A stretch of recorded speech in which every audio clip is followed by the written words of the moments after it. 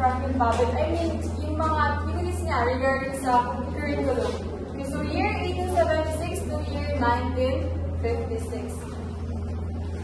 Who wants to read? Read lang. Yes, Miss Kaigal. He started the curriculum development. Second, curriculum as a science that emphasizes students' needs. Third, curriculum prepares learners for adult life. Fourth, objectives and activities should group together when tasks are planned. Okay, so when you take down, itignan yung mga nandun sa sobrang dami na niya, and meron silang pagkakapareho. Let me clarify, madami silang pagkakapareho, baka malito tayo, okay? So, Franklin Babbitt, ito yung mga pinupost niya, ito yung tingin niya, when we say curriculum. Okay, so para sa kanya, so automatic na siya nag-start ng curriculum development, so automatic na siya. And then, pangalawa, sabi niya is, curriculum as a science emphasize student needs. So, here in Franklin Babbitt curriculum, ang theory niya daw is dapat ang curriculum is ina-emphasize kung ano yung pangangailangan ni learner. Take down that, okay? Ina-emphasize niya kung ano yung kailangan ni learner. And curriculum prepares learners for adult life. Yes, for him, ang curriculum is dapat daw ma-meet yung goals ni learner in the near future. So, objectives and activities should group together. Yes, dapat si objectives mo is naka-anchor kay activities. Baka iba ang objectives mo, pero sa activities mo is, for example, yung objectives mo sa science, pero ang activities mo is about araling panlipunan. So, hindi na siya nag-correlate. So, dapat paano silang connected. So, is that clear? Yes. Mabilis na. Pero if you have some questions, just feel free to raise your hands, okay? Next agad. Who wants to read? Read lang. Yes. Yes. Article that the curriculum should be designed to meet the needs of society and prepare students for their future roles as citizens and workers. It proposes a scientific approach to curriculum development, emphasizing the importance of identifying specific objectives and designing structural objectives. Okay, so here, just to summarize yan dun sa pinupusin ng theories of curriculum or the point of view. Okay, so sabi niya dyan, take note lang na si Franklin Babbitt, siya yung nag-start ng curriculum development. At the same time, siya yung unang nag-emphasize na dapat ang curriculum is anchor siya sa learner's need. Yun lang yung kailangan i-take note dyan. For you to understand it very well, siya yung pinakauna na nag-emphasize na kailangan ang curriculum is nasasagot or nakukuha ng bata yung kanyang pangangailangan in the near future. Is that clear? Yes. Okay, so next is word charters, year 1875 up to the year 1950. Okay, so ako na po. Okay, so like Babbitt, he posited that curriculum is science and emphasizes student needs. Like I said earlier, nagkakaroon ng kalituan kasi halos pare-pareho lang sila. So, pero may pagbabago, may pagkakaiba naman. So, objectives and activities should match subject matter or content related to objectives. So, si word charters is, sinuportahan niya lang yung study ni Franklin Babbitt na dapat, pero si Franklin pa rin yung mauna lang nag-emphasize, okay? Sinuportahan niya lang. And the second bullet, sabi niya yung objectives and activities should match. Yes, kung ano yung objectives mo, follow up yung activities mo dapat related and nag-a-anchor dun sa gusto mong goals ng objectives. Is that clear? Who wants to read? Yes. Susundin sa bawat araw, Lord. Maraming salamat sa mga blessings, protection, and guidance na pinagkakaloob nito sa amin. Naway kami po ay makauwi ng pintas at bawat ang inyong guidance ang aming siyang sundin at sa bawat buhay namin ay kayo lang po ang siyang masunod at wala na po. Ito po ang aming sinataas na dalangin sa pangalan ni Jesus. Amen. Okay, so settle down, please. Before that,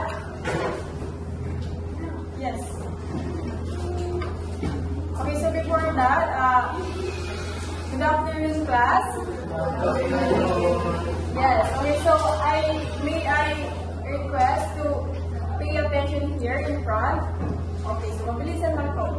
Okay, so let me introduce myself first. I'm Christine Mataan, your student teacher for this afternoon. Okay, so secretary, is there any absentees or what? None. Walang absent or any excuses? Wala. Meron, okay. Sige, later na lang.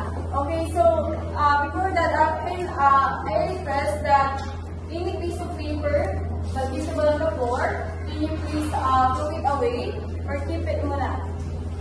Okay, so review muna tayo or just a recap. So what our topic, previous topic regarding kay about sa philosophical foundation. So about saan yung philosophical foundation?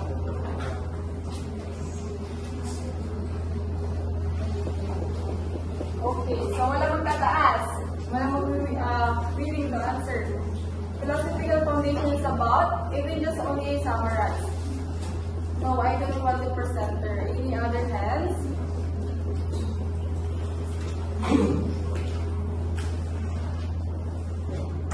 Miss Delisay. Okay, so we just only your insight or just summarize for you the philosophical foundation.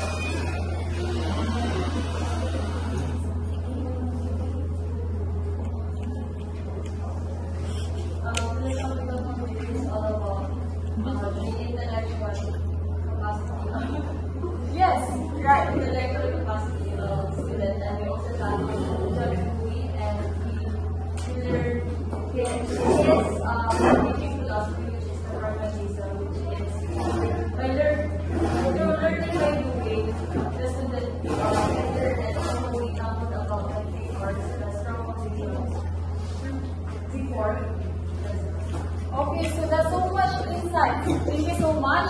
So, for this moment, jump tayo to another discussion. It's fine. It's totally fine. So, let's test your thoughts or your higher Order thinking skills. So, your cognitive ability. Let's see if you answer this question. So, this question is pertaining to my topic. So, another topic na to. Tapos na tayo sa recap. So, the question is, okay, so I would like you to think about an educational system that does not have a curriculum. What does it look like? Process your answer within a second. Do I need to think it in Tagalog? What does it look like if there is no curriculum in our educational system? Okay na? So, any volunteer?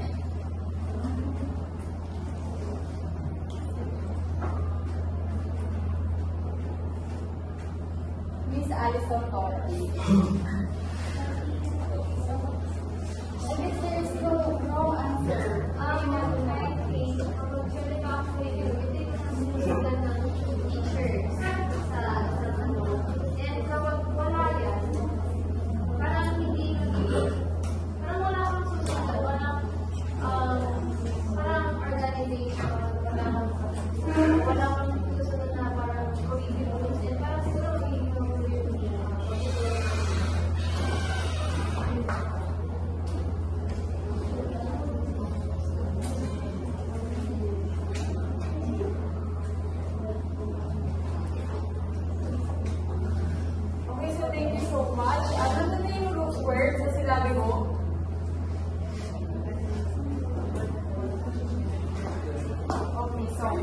Organized, being organized. Tama ba? Okay, sa Tagalog, what does it mean pag organized? Ayos. Ayos.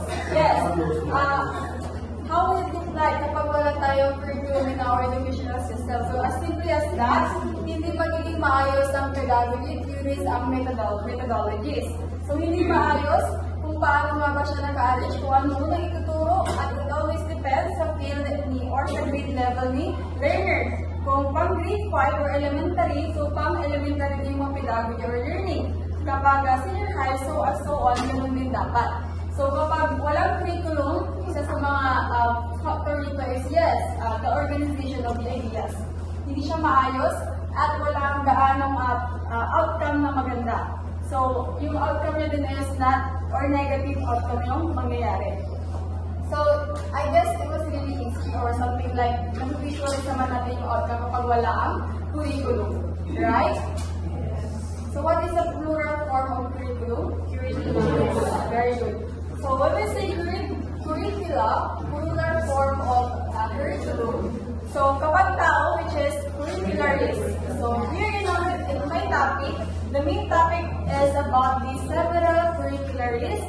And some of them, we already tackled them and hindi pa siya discuss. So ngayon, makikita natin kung paano nga ba nagbago ang curriculum during the time, during the ancient time pa, like several past years ago. So makikita natin yung sino nagpa-start, yung mga tao, yung sino yung mga curricularists, kung bakit nagkakaroon ng curriculum development, kung ano ang main goal ng curricula, at kung bakit kailangan magbago ng curriculum throughout the society. So, minsan napapatanong tayo, bakit kailangan magbago ng curriculum kapag nagbabago si society? So, lahat ng yun is masasagot depende sa point of view ng mga theory na to. So, ang dami nila, I guess, if I'm not mistaken, it is 9 or 10 curricularists. So, mabilis ang idea na. Okay, so, it is entitled Historical Foundation. So, bakit siya natawag na Historical Foundation? Kasi na, yung pagkakasunod-sunod kung bakit nagkaroon ng curriculum development. Okay, so who wants to read the curriculum development part? Okay, so Miss Krisha. Where is curriculum development coming from? The historical foundations will show to us the chronological development along a timeline. Reading materials will tell us that curriculum development started when Franklin Babbitt, 1876 to 1956, wrote the book The Curriculum. Let us see how each one contributed to curriculum development during his own life. Okay, so Franklin Babbitt, year 1876 up to year 1956. Okay, so siya yung nagpasimula ng curriculum development, pero it doesn't mean na siya yung pinakaunang gumawa ng curriculum. Is that clear? Siya ang nagpauna ng curriculum development. So ano nga ba ang curriculum development? Curriculum development, ang ibig sabihin nito, please take down this. When we say curriculum development, ito yung pakikisabay ng pagbabago ng learning or pakikisabay ng curriculum sa pagbabago ng society. So, lahat na yun masasagot based on their point of views. Okay, so take note of this. Si Franklin Babbitt siya ang pinakauna or nag-advocate ng curriculum development dahil nag-create siya ng book which is entitled The Curriculum. And dahil dyan, madaming philanthropists or anything educationalists several years ago na nag-contribute sa kanya. So, sino-sino nga ba yung mga yun? Okay, so curriculum, the science, not just theory and practice. Your approach initiated reading goals, objectives, and activities, and regarding goal selection as normative and objective activities as empirical.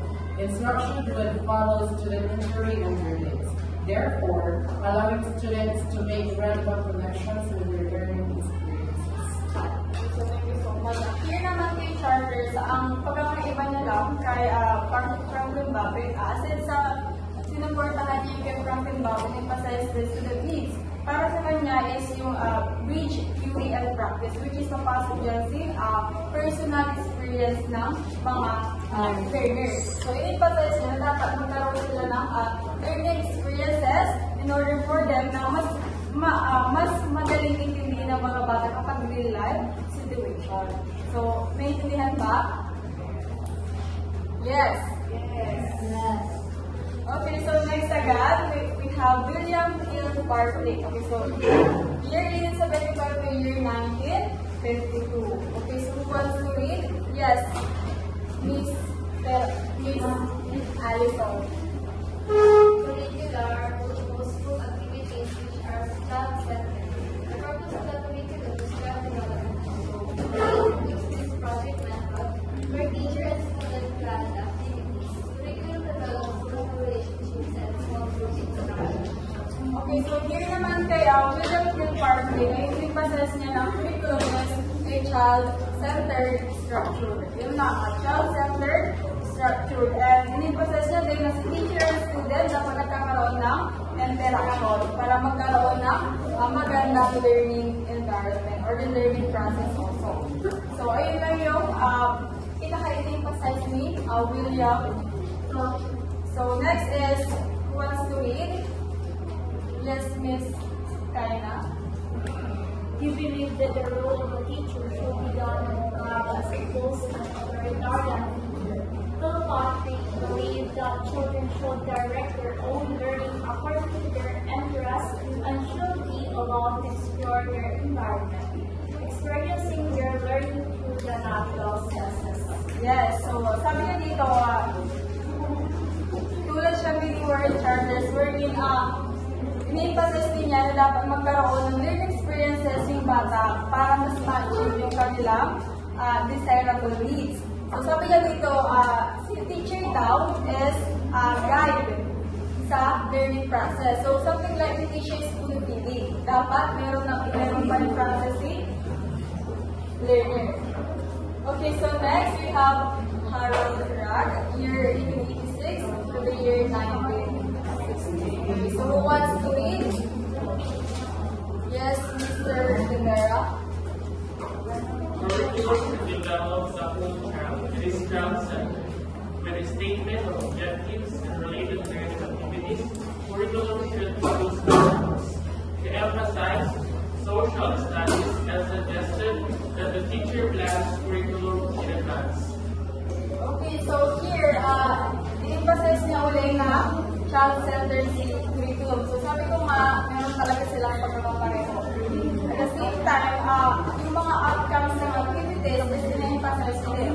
And dapat si curriculum is matagal na siyang nagawa before the actual day na i-implement siya. Siyempre. So dapat ginagawa na siya in advance. Okay, so is that clear? Yes. Who wants to read? Yes, Hannah. In the early 1920s, Rand published articles in which he called for the different branches of the social studies, history, geography, economics, and political science to be taught as part of an integrated, coherent program that would be more meaningful for students and less burdensome for teachers. Yes, thank you so much. Yes, some previous reporters sabi na to is discuss nila dapat when you say integrated, what does it mean? Or integrate? Ano yung sa Tagalog? When you say integrate or integrated? Pagsama? Samahin. Okay, so just like the STS, the subject natin, which is tatlong term ng doon, tatlong branches na, which is pinagsama sa isang subject. And para ang isang focus daw doon or isang goals is para hindi less burden sa mga educator. Para hindi na isang subject yung binibigyan ng assign, kundi naka-integrated na. Okay, so is that clear? Yes. Familiar na kayo sa kanya, and year 1901 to year 1989. Next, who wants to read? Miss Dalisay. Read lang. Curriculum is organized around social competencies, organics, knowledge, and learning. Curriculum, instruction, and learning are interrelated. Curriculum is a set of experiences, subject matters developed around social functions and learning. Okay, so curriculum is organized around social function. Okay, so here naman, re-emphasize niya yung learning experiences ulit. And here, kay Hollis Caswell is the social functions of curriculum. So, what is the social function? Familiar ba kayo? What is the social function? Or familiar pero sa field ng curriculum hindi pa? So, what is the social function? Kapag sinabing social function sa curriculum, ito ba yung makakakpan ni learners yung ganung knowledge? Or I mean, yung knowledge na ba yun sa curriculum na i-integrate mo, ilalagay mo, or i-input mo rather, is makakatulong pa para sa future needs ni learner. So, ganun yung social function. So is that clear? Yes. This is a discussion na to. So, who wants to read? Yes. Glasgow's curriculum framework is a model for curriculum development that emphasizes the importance of considering the needs and interests of students, as well as the goals and objectives of the educational program. Okay, so Newton as well, pinapalagan niya din yung philosophy and the educational program kung saan field gagamitin yung curriculum. Okay, so is that clear? Yes. Okay, so next is Rob Tyler, 1902 to the year 1994. Who wants to read? Yes, Miss Kaitan. Curriculum is a science and an extension of school's philosophy. It is based on students' needs and interests. Curriculum is always related to instruction. Subject matter is organized in terms of knowledge, skills, and values. Third, the process emphasizes problem solving. Curriculum aims to educate generalists and non-specialists. Okay, so napansin nyo, it is based palagi sa needs and interests ni student. Next naman is organized now, which is knowledge, skills, and values. Yung gusto ni Rob Tyler na nailagay sa kanyang curriculum. So I want you to answer this or give your insight. Why does Rob Tyler emphasize that the curriculum aims to educate generalists and not a specialist? Who is a generalist?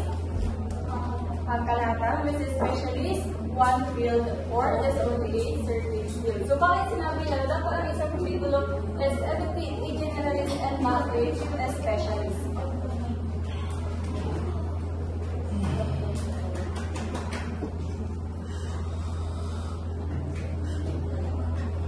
Meron ba?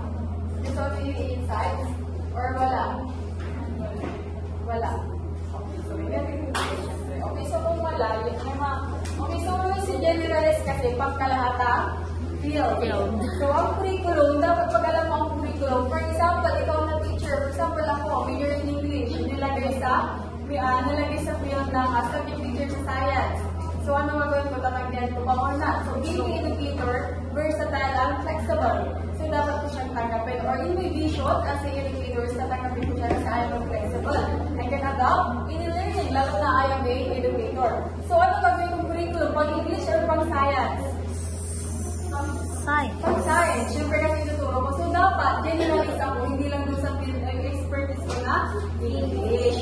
So that's the best example of that. Dapat you know the other subject, even you have the 130 expertise of A or A field. Okay, so is that clear? Yes. Okay, so who wants to read? Read lang.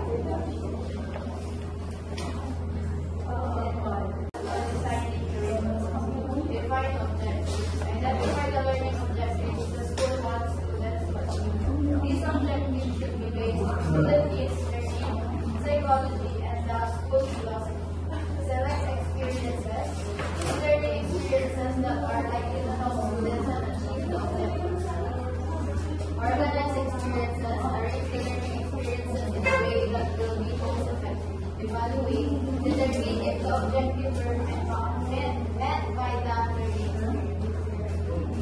Thank you so much. Okay, so isa-isa lang natin, one by one, ng ano lang. Okay, so define objectives. So when we say objectives, it is your goals and desirable and you need to achieve. Okay, so yes, kung ano yung kailangan ng students or ng learners na ma-achieve, dapat ayun yung nasa objective mo. And select experiences, yes, what is the best pedagogy or the activities or experiences which is learnable para kay learners. Kay students or kay learners. Next is organize experiences, yes, arrange and to become a organize yung mga pedagogy and learning activities na ipapagawa mo. Okay, next naman is evaluate, yes, determine if the outcome is achieve or hindi ba, or kailangan pa na improvement.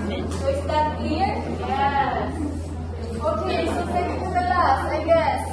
Second to the last na to. Okay, so field the Davao, which is we are already familiar. 1902 to the year 1957. Alam niyo ba, sa lahat ng kabagit ko, mga curriculars, isa siya sa siya yung pinaka-kakaiba. So let's see kung ba siya kakaiba. Who wants to read? Yes, Miss Itore. Babae siya. Using the theoretical and pedagogical foundation of concepts, rather than study in social studies curriculum. We now lay the foundation for diverse student Okay, so aside sa babae siya, so present sa babae siya, here sa W curricularis, she contributed to theoretical pedagogical foundation. So, nag-focus siya, quiet. Okay, so, nag-focus si Hilda Taba sa intellectual or deep pedagogy and methodology, which is concerned to your cognitive ability. And sabi niya dyan, she helped lay the foundation for diverse students. Si Hilda Taba, aside sa student needs, in-process niya yung diversity of the learners, which is the inclusive education. And yun yung maganda talaga tinortray niya. Next is, Hilda Taba in-process the role of teachers as the primary developers of curriculum. And for her, being educator is really important daw. At dapat si teacher is merong ambag sa paggawa ng curriculum. Kasi si teacher daw is important role siya para kay Hilda Taba. And ayun yung pinakakaiba sa kanya kasi ini-process niyang mga educator. Okay, so last, we have Peter Oliva, who wants to read. Yes, Mr. Lawrence. He described curriculum change as a comparative endeavor.